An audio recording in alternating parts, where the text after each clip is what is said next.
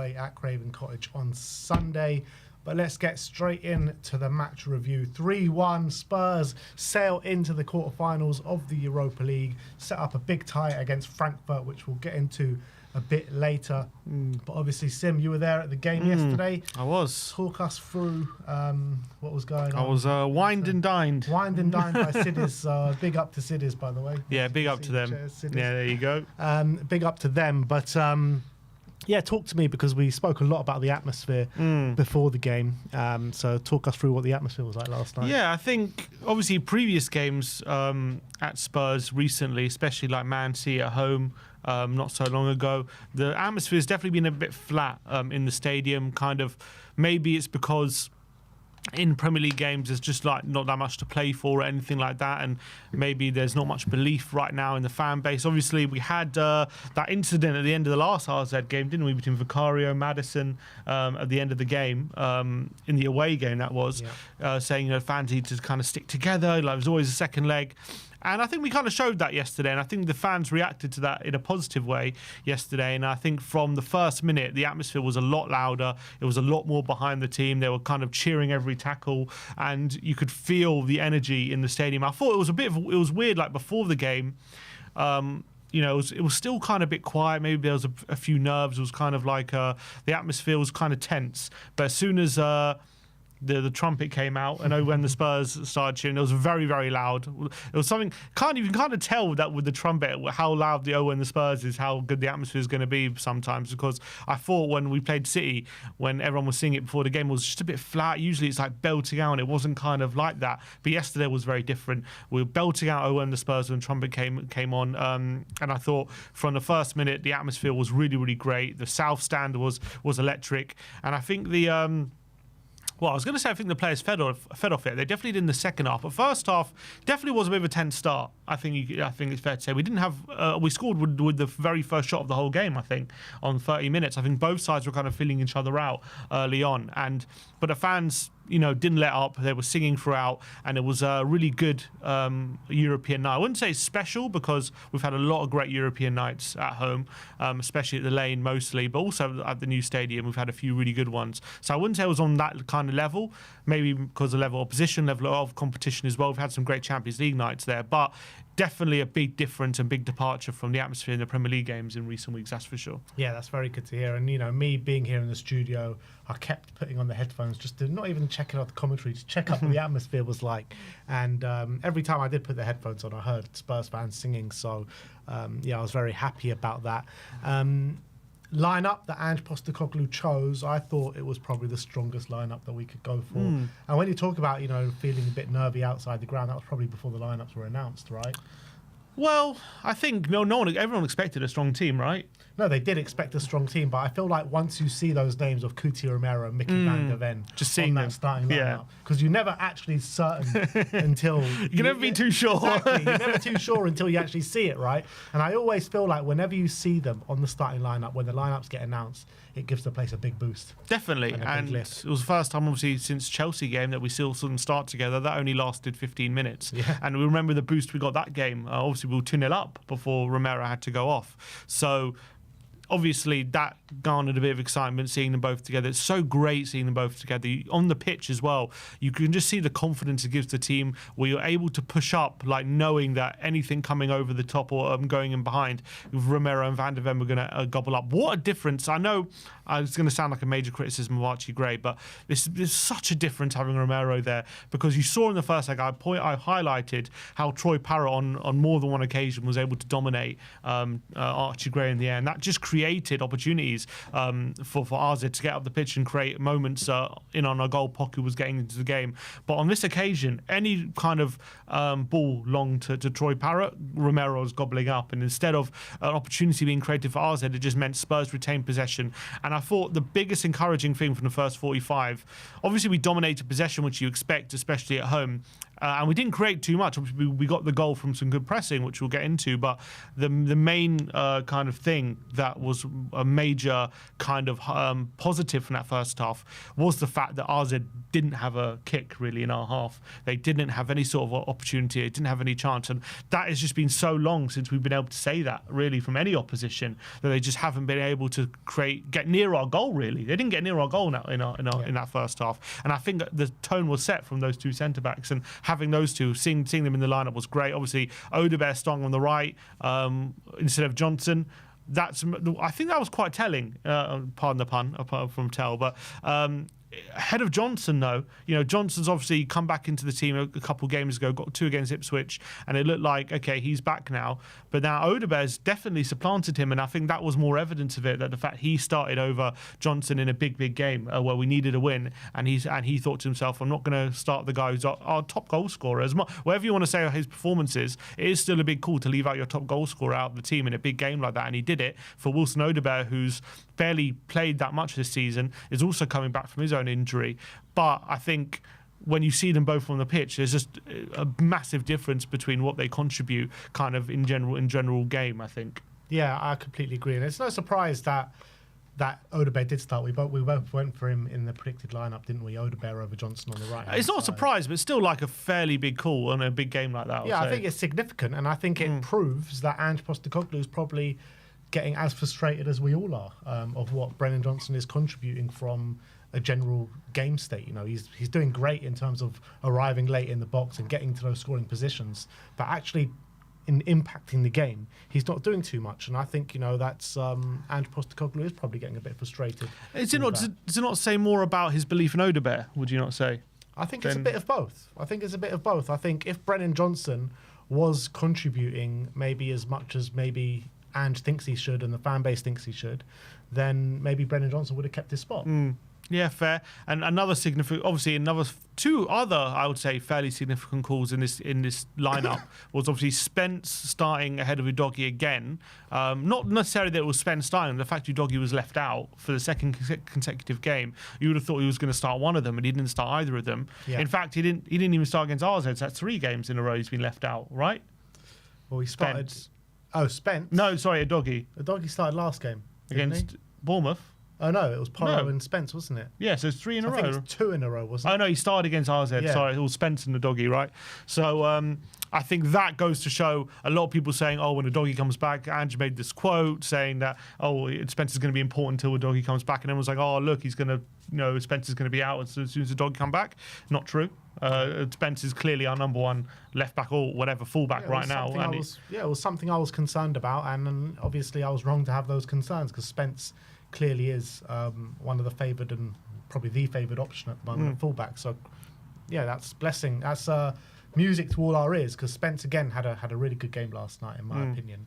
But I just want to make that point that you were making before about the Romero and Archie Gray situation from last week against RZ to this week against RZ, and I think it tells in the stats alone where Romero yesterday 4 out of his 5 aerial duels he won.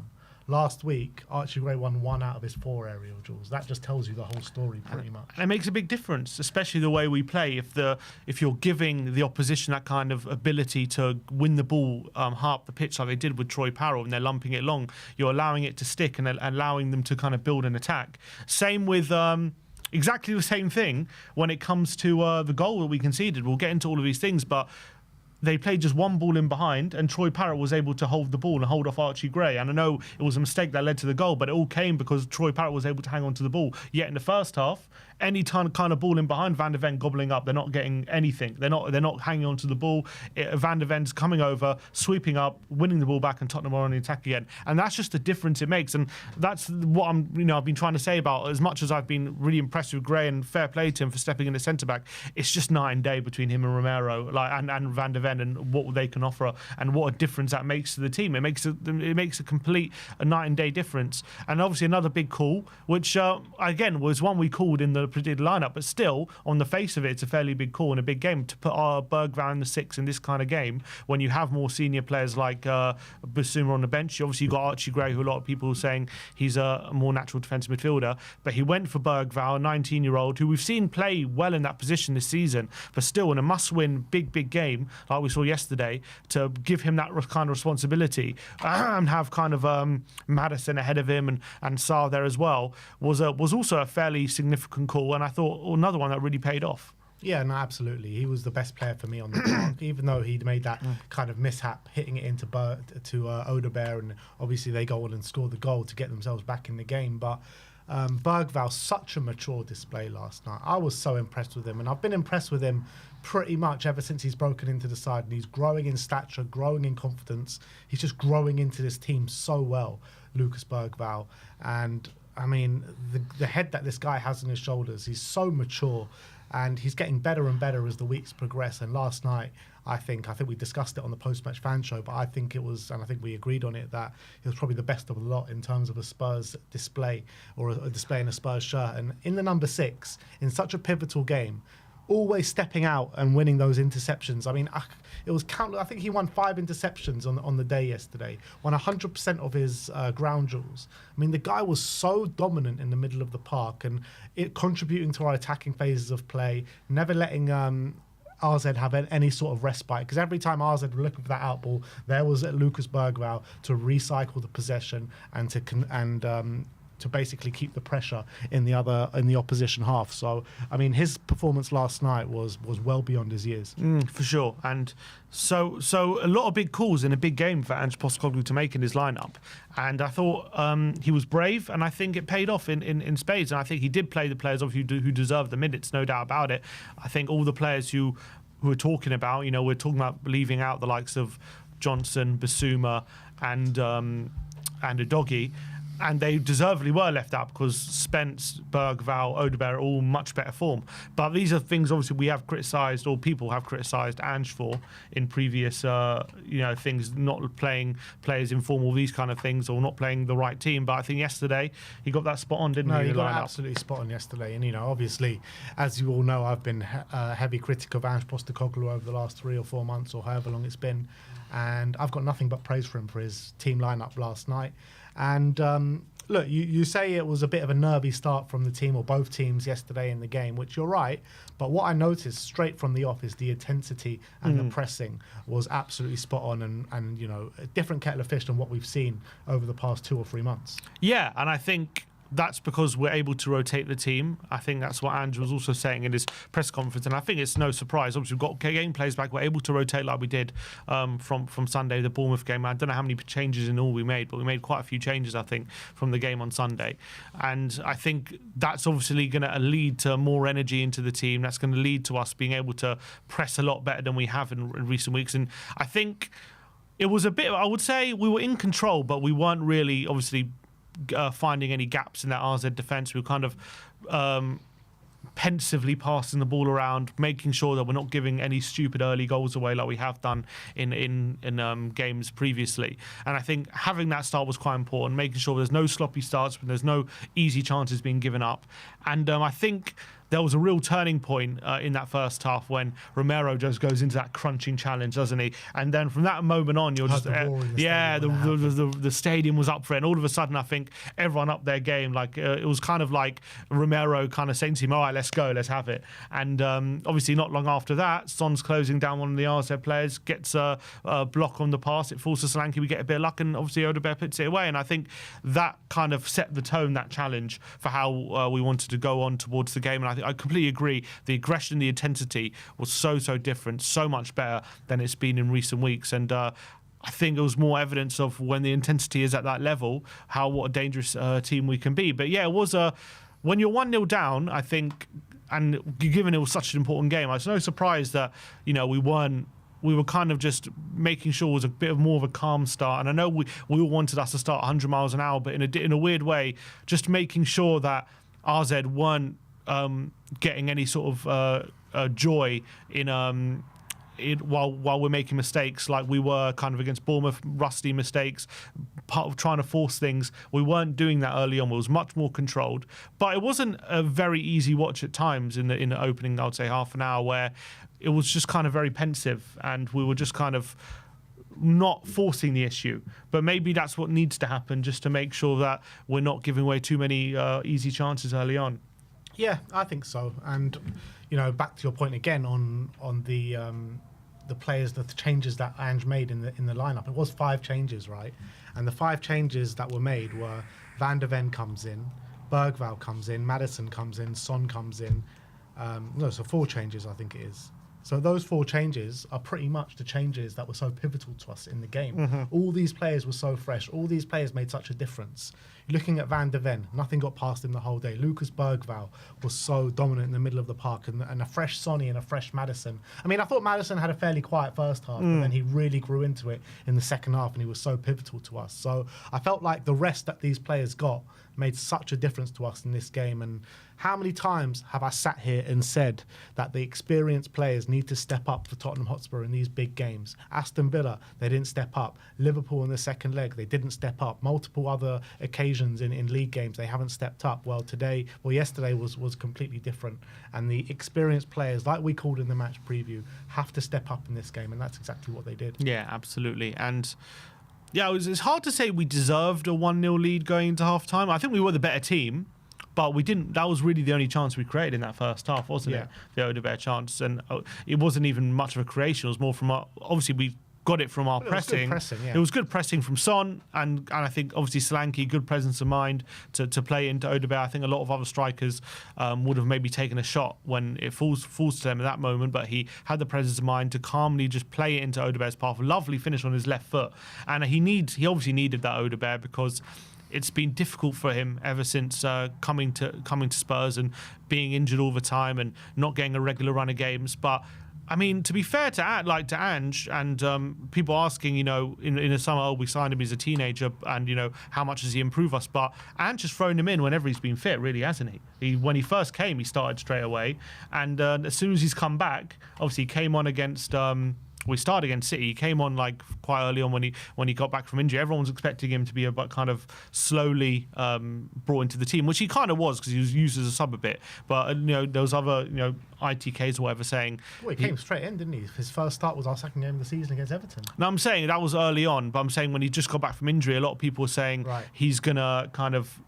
Going to have to be very careful with him. We're not going to see him until April or whatever, and he's not going to be back till very late. But clearly, Ange is desperate to get him involved, and when he's had the chances to start him, he started him, and clearly he believes he's our first choice winger, because whenever he's had the opportunity to start him in big games, he's done it.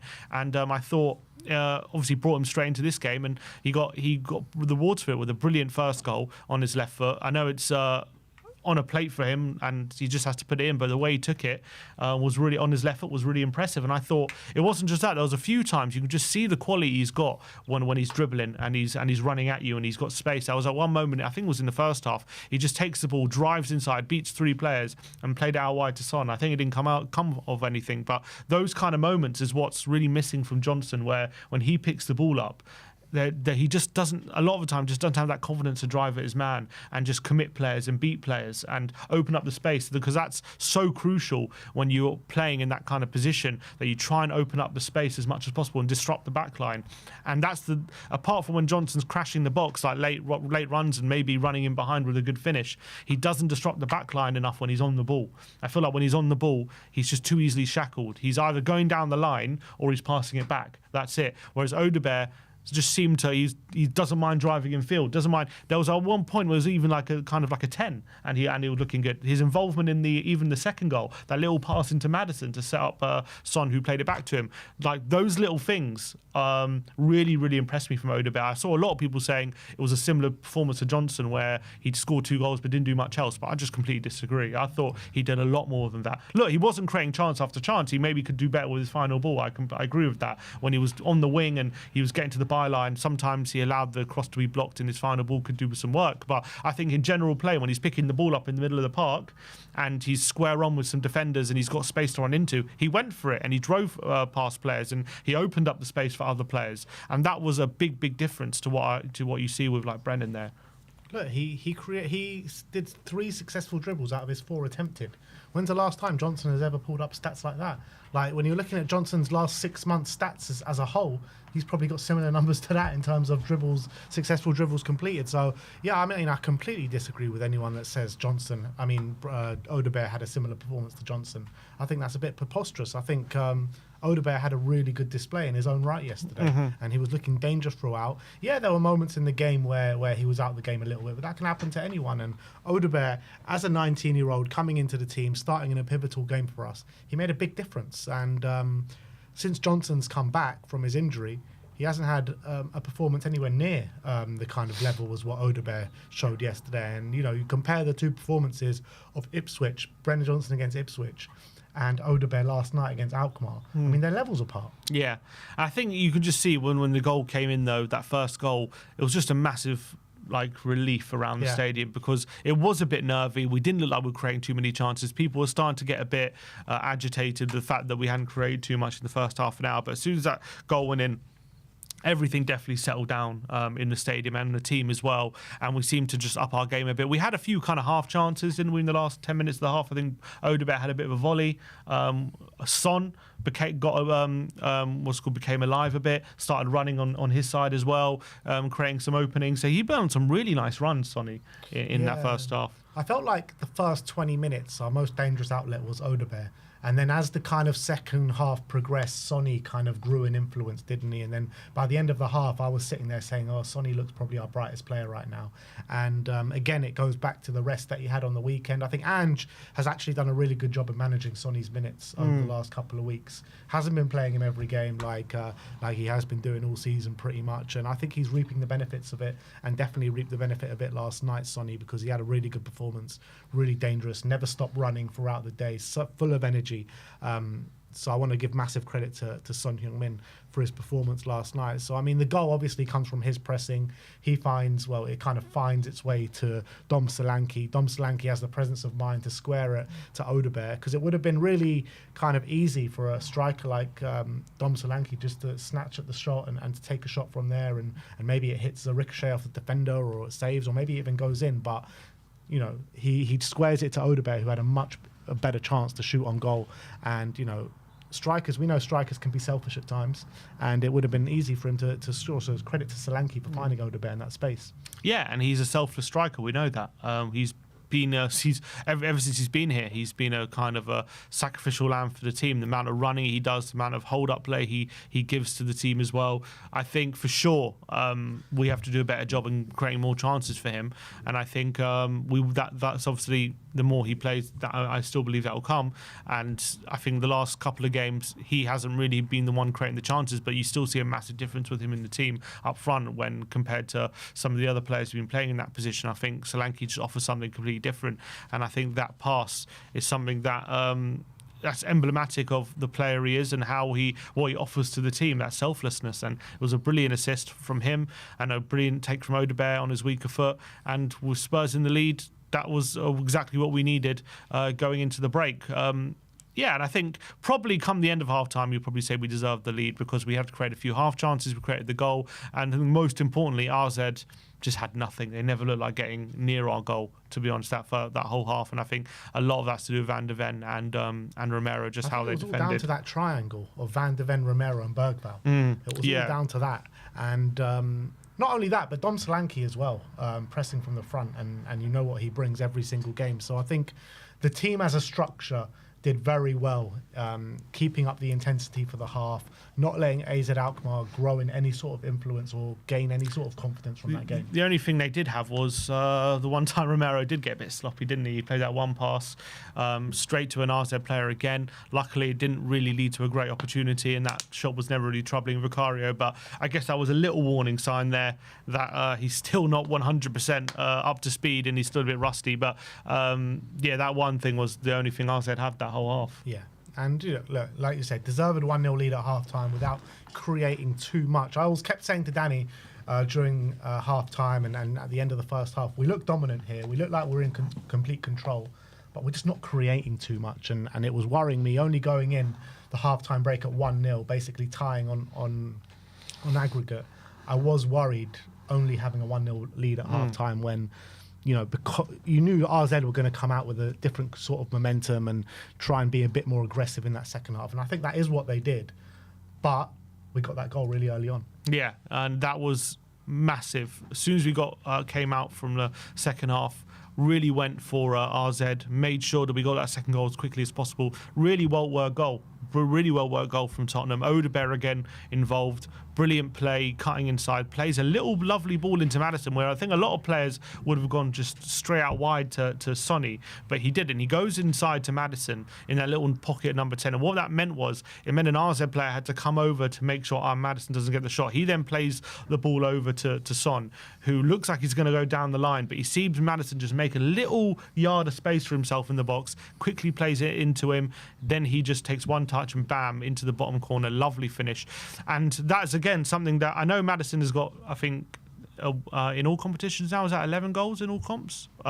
So he has been scoring a lot more this season than he did last season. I think last season he only scored 4 goals. So he's on his way to tripling his goal tally from last season, at least, I would say, this season. But that position in the box, we just want to see him more there because he can be so deadly. You saw it yesterday, just one touch and bam, brilliant finish into the corner. And he's got that ability about him. It's just sometimes you feel like you want to see him in those kind of positions more. He's so kind of concentrating and being deep and being in build up and progressing the ball forward, which is obviously he needs to do that as well because he's one of the best passers we have in the team. So I think that's also a crucial part of his game.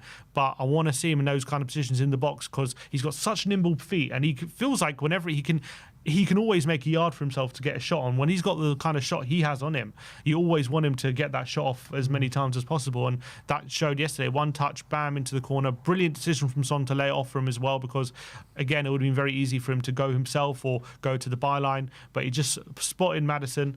Really good decision and a really good team goal as well for the second one. Yeah, it really was. And really nice build-up play.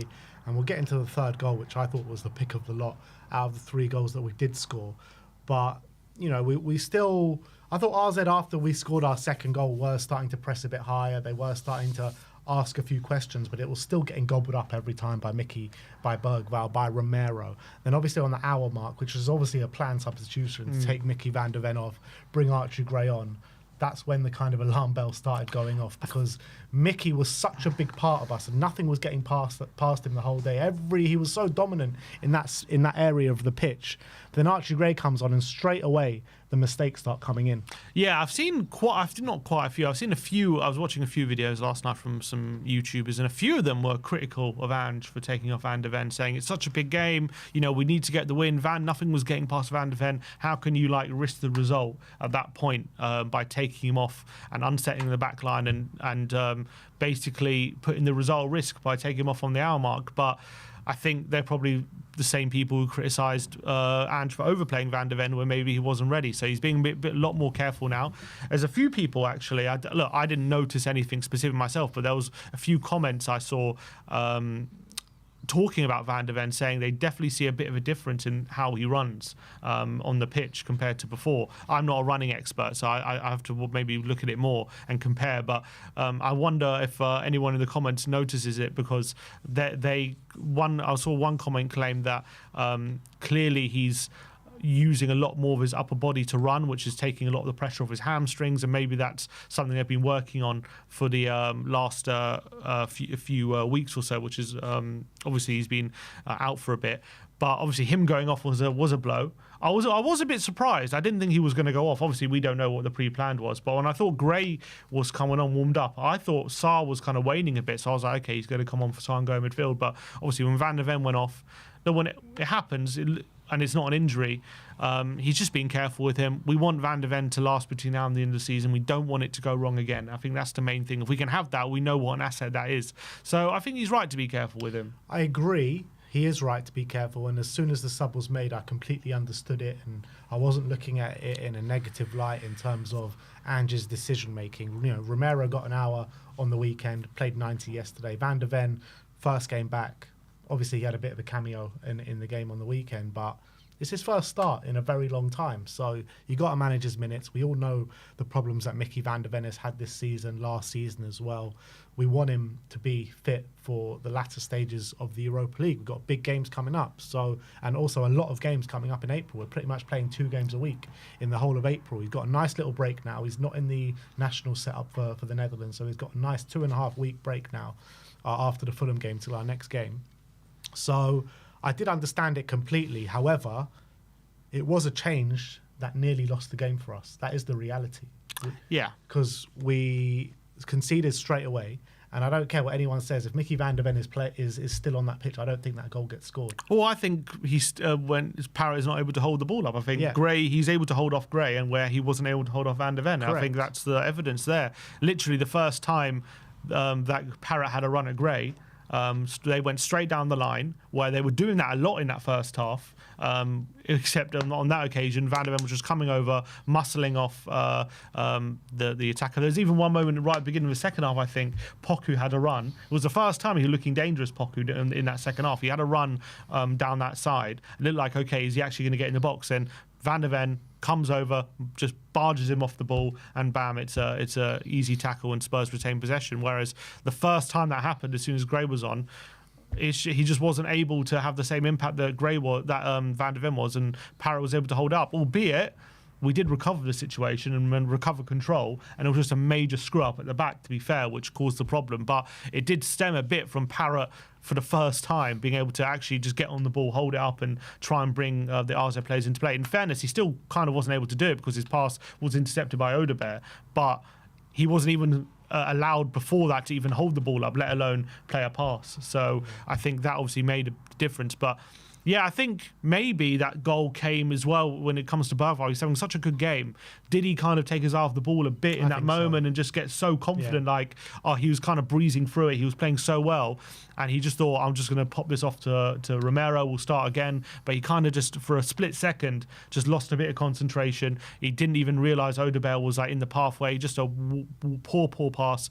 And basically it was a poor pass straight into Odegaard, who then lost the sight of the ball, fell to Koopmeiners, and he absolutely leathered it. You have to say, by the way, I just want to say, I can see why he's Koopmeiners' brother with that strike. He absolutely leathered that into the corner. What a strike. I have to say, it was a brilliant, arrowed that, and that was like a Koopmeiners. No chance with that. Yeah, it was past him before he could even dive. It was Koopmeiners-esque with the right foot, the Timu Koopmeiners. You can see why they're brothers. It was a real brilliant strike. And at that point, you're like, have we just thrown this away? We were completely in control at that point. The game was in the palm of our hands. We're 2-0 up. And you're thinking, have we just Spurs this? And I think was it just after that when Vicario had a bit of a stumble? Yeah, just after that, Vicario, I mean, that's the second time in 2 games now there's been a heart and mouth moment from Vicario, and then they also had some other chances as well where they could have scored. Troy Parrott, hits one at Vicario. It's a good save. That was at 3-1. Was that at 3-1? Yeah. And there was another chance as well with the header. Was that at 3-1? Yeah, it was also at 3-1, wasn't it? So, I mean, there were other chances there, but those chances take the game to extra time, right? Yeah. So you never know what can happen. But look, it's a major screw up from Bergwijn, which he'll learn from. He's a 19-year-old kid. The way he played was exceptional.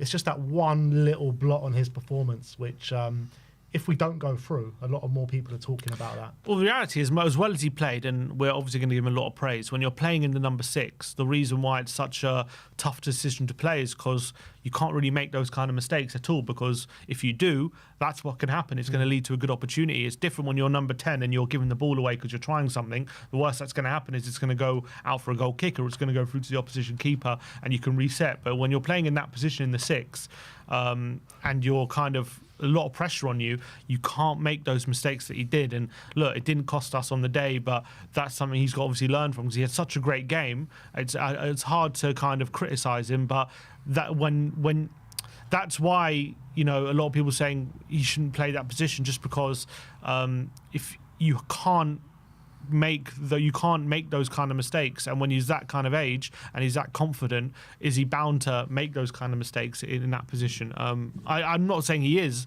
and hopefully he'll learn from it. But that was a bad moment from him. But obviously he recovered from it, I think, really well, which was really encouraging. Yeah, he was brilliant all game. That was literally the only thing that you can talk about in a negative light. But credit to Spurs, dusted themselves off after being level in the tie, after being so dominant in the game, and 10 minutes later we've regained that lead with a brilliant team goal. I mean, that was all round, yeah, that was one of the best goals of the season in my opinion in terms of build-up play. All started off with James Maddison. The way James Maddison takes that on the half turn and drives up the pitch was something incredible. Presence of mind to get it out to, I think it was Spence out on the left-hand side. Little 1-2. Spence runs on the outside with Sonny. Spence gets it into Solanke. Solanke with an incredible back heel to Odegaard, and Odegaard has an open goal to put it in. So, I mean, all those players involved, such a pivotal moment in the game because the game could have got away from us at that point. Yeah, 100%, and it was kind of threatening to at that point. Not that we were like being peppered before we after we got the third, we kind of were, but before that, we still kind of had a bit of control without again looking that threatening. But that just one moment, we turned it on. We found that moment to open up the space, and we were devastating. There was an absolutely devastating team goal. How direct, how quick it was. We just got the ball in the certain areas that we wanted it to. It was an absolute Postecoglou goal. That's a goal that earlier in the season we saw many times, that kind of goal, but unfortunately in recent weeks we just haven't been able to kind of do that kind of move too often for one reason or another, because maybe it's just because of how much it requires out of you. But I think it started with the goalkeeper, that move from the very start. So we literally build it from the back. A lot of people have been calling it a counter-attack. It wasn't a counter-attack. It was very much a build-up kind of play. RZ obviously pressing to get that equaliser on the night to go through, and we completely exploited them. That kind of move we've seen Maddison do so often, but too often we don't take advantage of it. But on this occasion he picked the right moment. Sonny as well, again involved in the goal, picking the right moment. That was definitely something that on the day that Son can take a lot of credit for in terms of his decision making for a lot of the time was really on point. Spence with a good ball, and at first you thought, is it an accident by Solanke? But I've watched a replay a few times, and as soon as he gets that flick, he looks directly at Odegaard. He turns his head immediately, looks at Odegaard. He's not looking at the goal to see if it goes in. He's looking exactly where Odegaard is to see if he's going to get on the end of it. So part of me thinks maybe he did mean it. And that's what I said yesterday. I said he meant it. I thought it looked like he meant it. Yeah. Yeah, it looked like from his reaction to it, he meant it, to be honest. And there's Odegaard. And what was also great, what I want to say about that Odegaard goal, is the fact that he's also getting in that position that Johnson gets into. So if he can do those things on the ball, like dribbling and taking people on and causing problems to your position, while also in those moments making those runs that Johnson makes, then there's going to be absolutely no stopping him getting into that team. And that also shows to me that he's tactically learning about what it takes to play in this kind of system, what Ange requires from his wingers, because it's all well and good kind of dribbling and doing all that kind of stuff, but you also need to be effective in the final third. You need to be coming up with goal contributions, and those kind of runs is where you're going to get the goals for a player like him. And the fact that he was there, he got the finish, he got on the end of it, that was also made me just as happy as watching him glide past a few players, because that is exactly what we need him to do in that kind of role. And that was absolutely fantastic. Yeah. So straight after the goal, we make a couple of changes. Bissouma comes on for Maddison, and Brennan Johnson comes on for Odegaard. And you're thinking at that point, well, we're taking off two of our better performing players right now. And Odegaard, who's just got the goal, 2 goals on the night, being a threat. Maddison, who was just growing and growing in the game. What is it about Maddison that can never last 90 minutes? It just never last 90 minutes. I think that's just, maybe that's just him, his physical profile. Like, he seems to, I think even at Leicester, he wasn't a player that played 90 minutes too much. Like, I think he always seems to tire out around that kind of time. That's why he manages him, I think. But, yeah, so obviously he brings on Bissouma for Maddison. He tries to go and shut up shop a little bit. Bissouma made a a really good block. I think Vicario probably would have got the save if Bissouma doesn't block it, but obviously Bissouma does well to block it. And Brennan Johnson, he didn't impact too much for the attacking phase, but what I think he did do was muck in defensively and help us kind of keep the ball out the other side.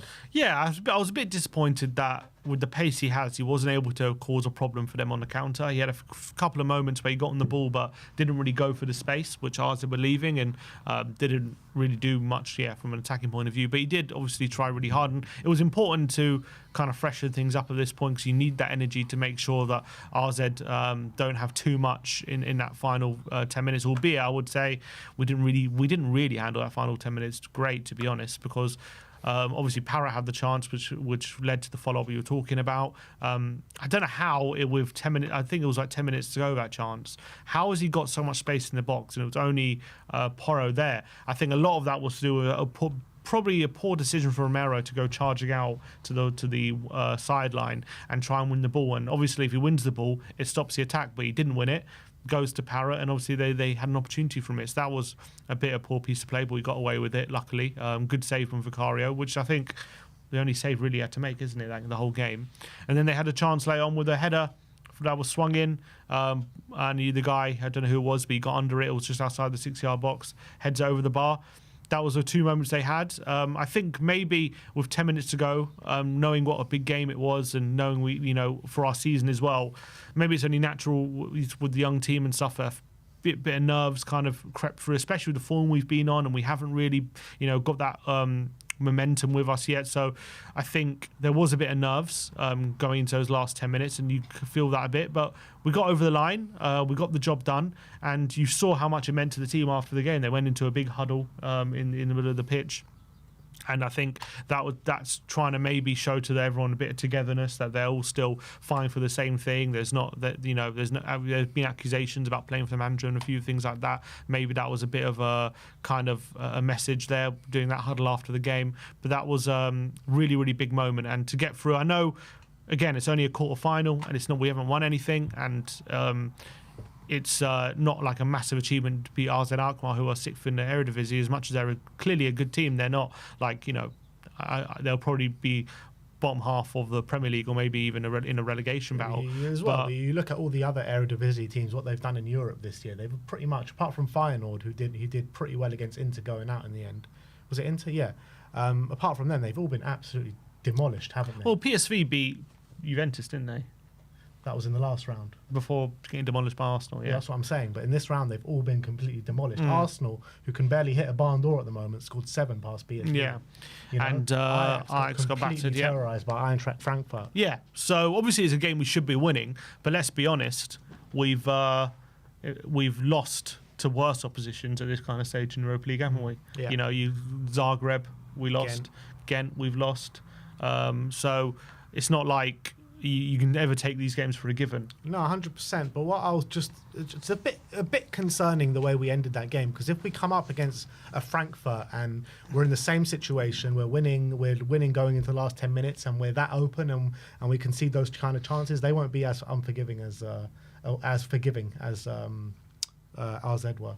Let's just hope Van der Ven's last 90 minutes on those occasions. Yeah, absolutely. And he'll have a lot more. Hopefully he stays fit, because we're going to need him. If we don't have Van, I think it all comes down to if Van der Ven is fit or not going into these last stage of the Europa League. He's that pivotal for us. Yeah, for sure. He's just such a difference maker, and I think they just complement each other so well, him and Romero. We've obviously known it we've seen them play together enough times. I know even when they've been together, we have had obviously poor results as well, but we look just such a more settled and better team when they're there. I think it's just so clear. And obviously Danso's done a great job since he's come in, and I think his injury is obviously a big blow when it comes to rotation and stuff. But those two obviously are our first choice for a reason, and you can just see those two, what a partnership they have, and I can't wait to see them back on the pitch again for the rest of the season. Yeah, it's going to be interesting to see what happens with Matisse Tell now, because that's 2 games now, no minutes in either of these games. What I kind of think is going to happen now, I think he's going to get the minutes in the Premier League to prove his worth. And if he does, then he'll get some more minutes in the Europa League. But as it stands right now, I don't think he's in the thinking for the Europa League. At the moment, when it comes to our best team, he's not in it. Yeah. That's the reality. He hasn't proven to be I wouldn't say good enough, but he hasn't played well enough to be in the team. I think Ange is playing the players who deserve to be playing right now, and Tell's not that guy. What was a bit more concerning is the fact he didn't play at all in the Premier League on the weekend, which I thought he was not playing him at all, because he was saying he said before the game he needs a bit of rest, and because he's played a lot since he's come in. So I thought he didn't play at all because he was going to play on Thursday, but he didn't play at all on Thursday. Maybe because Odegaard played so well he played pretty well against Bournemouth, I think, Odegaard. So he thought, I'm going to start him instead. But didn't come off the bench as well. Sonny played 90 minutes. He could have maybe put him on the left for the last 10 minutes or so. He didn't do that. Obviously didn't bring him on for Odegaard. He brought on Johnson instead.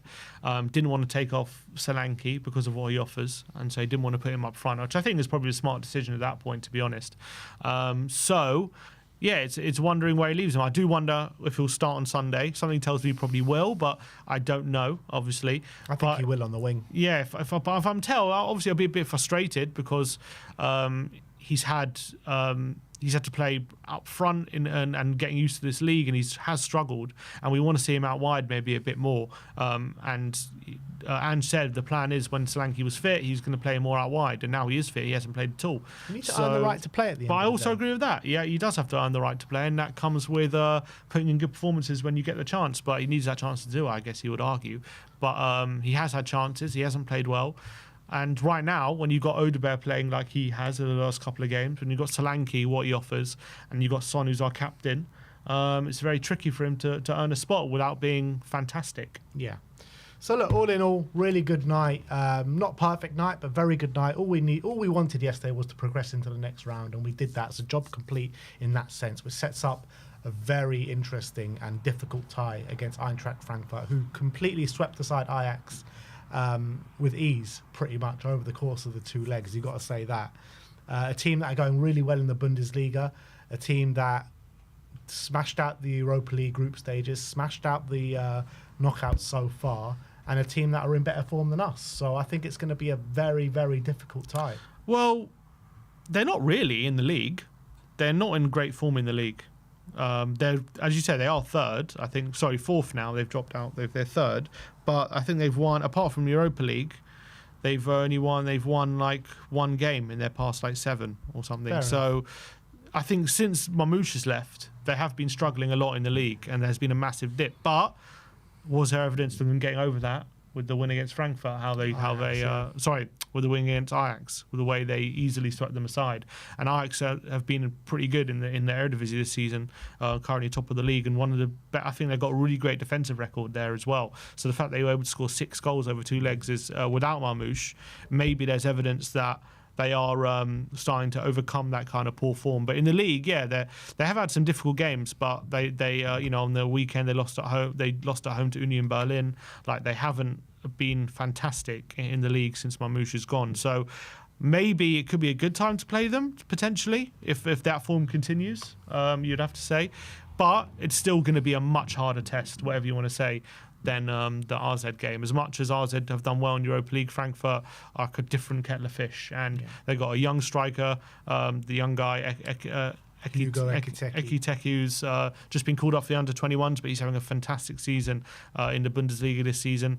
They've got that guy last in midfield who's been linked with a lot of different clubs. Mario Götze scored 2 goals last night. Yeah, he's still balling out. He's still there. He's got winning experience as well. You can never discount that. So they've got some really top players that are doing pretty well in the Bundesliga still, despite the poor form. So it's not going to be easy by any stretch. And I think they're a well-coached team. They've been, don't get to fall for the Bundesliga by being a poor team. So I think it's going to be a very, very difficult tie. But a lot of it is still 3.5 weeks away. Bit of football to be played before then. Hopefully, the likes of Romero, Van der Ven, Solanke, Odegaard, they've all got a few more minutes in their legs, and they're closer to full fitness, and hopefully we're just as a team in better form. That's what I got to hope for, and that we can go into this game more confident than we went into this RZ game. I said before this RZ game to yesterday that I did think it was going to be a bit of a struggle just to get through the tie, because I still feel like we're not quite polished as a team yet as it comes to having everyone together for a bit of time and just kind of being really, really settled. But I'm hoping by the time we play Frankfurt, we're going to be a long further down that path than we were kind of yesterday, where still yesterday was what Solanke's second game since injury. Odebear's only recently come back. Van der Ven still can only play 60 minutes. It was Romero's first 90 minutes, I think, since back from injury. So even yesterday, even though we had our kind of full team out or close to it, still not quite there yet when it comes to really being settled. But I'm hoping by the time that Frankfurt game comes, we're going to be a lot more settled. Yeah, I do think it's an incredibly hard tie, but I still think it's a tie that we can progress from.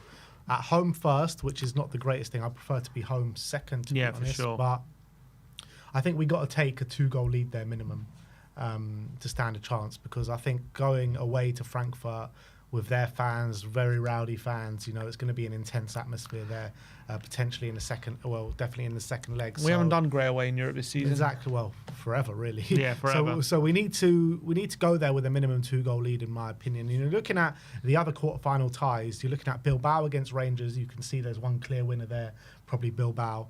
Man United against Lyon. You'd probably say after that 4-1 drubbing of Sociedad, you'd probably back United to win. But I think I heard Lyon in quite good form at the moment. Yeah, potentially. So. I mean, that game is more in the balance than the Bilbao Rangers game, but you'd still expect Man United to progress. They'll probably be favourites, yeah. You got Lazio against Bodo Glimt. You expect Lazio to progress there. And then you got Tottenham against Frankfurt, where pretty much anyone's guess is as good as anyone's, you know what I mean? Yeah, for sure. So it's still going to be tough to win this tournament, obviously. I still think we're favourites. What, for the whole tournament? No, for Frankfurt. Over Frankfurt. Yeah, we probably are favourites just because of the players we have. You back us, and we still got good players. But if you're a Frankfurt fan, they might think they're favourites. So I think definitely it's kind of 50-50, I would say, in this game in terms of who will really go through it. Again, because for me personally, obviously, if I'm going off how this season has gone as a whole, I would say Frankfurt are favourites, but there's just, as being a Tottenham fan, knowing the ins and outs of the club and knowing, the reasons, or in my opinion, only the reasons why we've not been as good and things changing at the moment and players coming back, I can say that there's reasons to believe that we've got a really good chance to beat them once we play them. But, if you're not a Tottenham fan, if you're maybe just an objective observer looking at how both teams have played this season, you'll probably say Frankfurt might be favourites. Well, all to play for right now. Quarterfinals of European competition is nothing to be sniffed at. We need to go into this tie with full confidence. We haven't made it past the quarters since winning it in the 80s, have we? Yeah, that's true. Yeah, that's very true. The quarters is the furthest we've been in recent years. Mm-hmm. Which is mad to think about, because we've been in it a lot of times and we've had some favourable draws a lot of times as well. But this year is the year. Sure, hopefully we can make it past the quarterfinals, but it is going to be a very difficult tie. And I'm backing the boys. I think we can do it. I really believe that we can do it, but the home tie is going to be so crucial. And if we can have a convincing lead in that first game, then anything can happen. I mean, even if it's a tight game and we win only 1-0 or it's a draw, I still think we can go to Frankfurt and do something. So nothing is beyond us. We've shown against Frankfurt a couple of years back that we can muck in against them, but we did have the likes of Harry Kane then. So So look, good day yesterday, all in all. Not perfect, but we move on. We're still in the tournament, and we move on and we take it from there. But that is your match review from the 3-1 win against AZ